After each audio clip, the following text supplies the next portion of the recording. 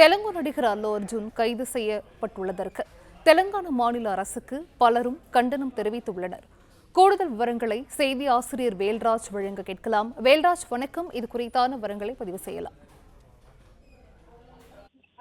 கடந்த 4ஆம் தேதி இரவு புஷ்பா 2 படத்தின் சிறப்பு காட்சிக்காக சென்றிருந்த பெண் ஒருவர், அதாவது அல்லு அர்ஜுன் எதிர்பாராத விதமாக அந்த திரையரங்கிற்கு படம் பார்க்க வருவதாக தகவல் அறிந்ததும் தனது குடும்பத்துடன் சென்றிருந்த பெண் ரசிகை ரேவதி என்பவர் உயிரிழந்தார். இந்த சம்பவம் தொடர்பாக திரையரங்கு நிர்வாகம் மற்றும் அல்லு அர்ஜுனின் பாதுகாவலர்கள் உள்ளிட்டோர் மீது காவல்துறையினர் வழக்கு பதிவு செய்து விசாரணை மேற்கொண்டிருந்தனர்.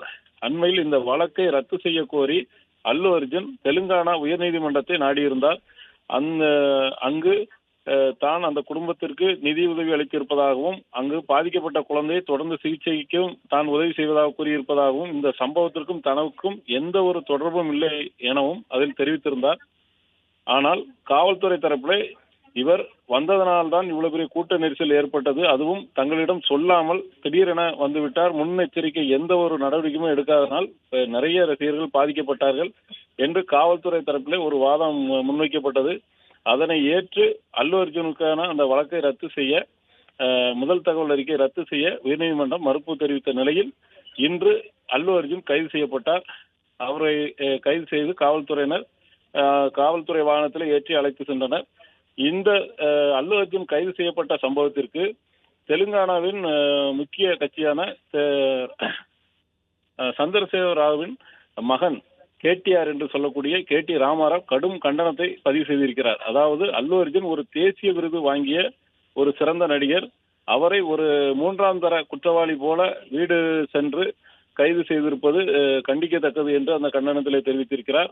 அவரை காவல்துறை நடத்திய விதமும் மிகவும் கண்டனத்துக்குரியது என்று அவர் கூறியிருக்கிறார்.